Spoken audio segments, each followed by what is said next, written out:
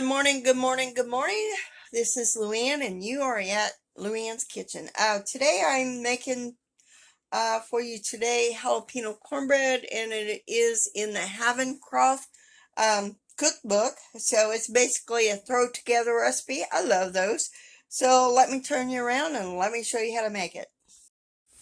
The very first thing that we need to do is we need to brown up some hamburger. I'm using sausage, and this is roughly probably about a half a pound. It was a package of country sausage I cut in half just to stretch it, because in today's market you need to stretch your food budget as much as you can. So, and then that way this can create two different recipes for me. And I got my oven heating at 350 degrees. So I'm going to get this sausage browned up and into smaller pieces. That's what this nifty little tool is, which is a good, amazing tool. It does its job.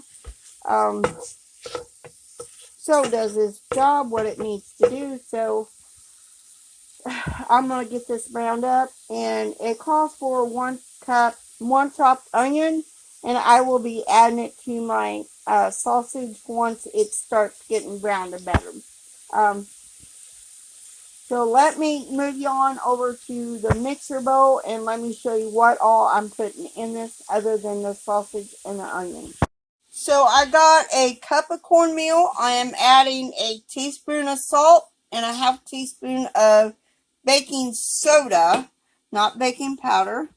And I will be adding a can of creamy style corn to this. And instead of diced up jalapenos, I am adding a can of these chopped green chilies, which I do have some diced. I do have some jalapenos. My plan is to make my own chopped chilies, because that's basically what it is. So now let me go get a couple other ingredients to add to this and finish scraping out all that corn yumminess. I had added a cup of milk. Now we need to add 2 eggs. And I'm still browning. It's still browning. The sausage is still browning. So need to mix all this together. And it does call for 1/4 cup of Crisco oil. I'm going to use bacon grease or sausage grease, whatever, to this. And I'm going to add, next thing I'm going to add is cheese. Let me grab it. That looks about a pound of cheese that has been grated, give or take some. So get this all stirred up, and I do have my long pan, which it calls for a long Pyrex pan. I do have it oiled and greased, and like I said, I got the oven set at 350 degrees, my little toaster oven.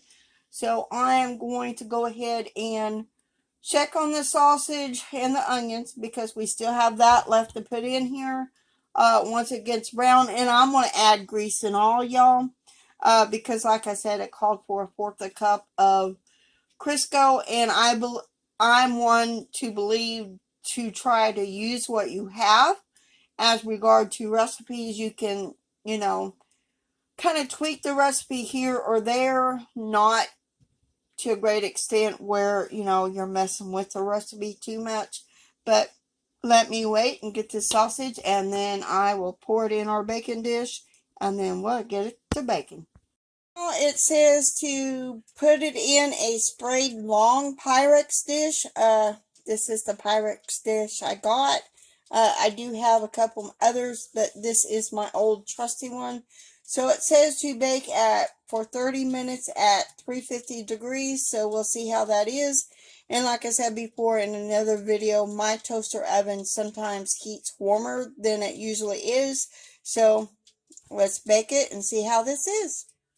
Oh, look at that. That looks so delicious. Oh, my Lord.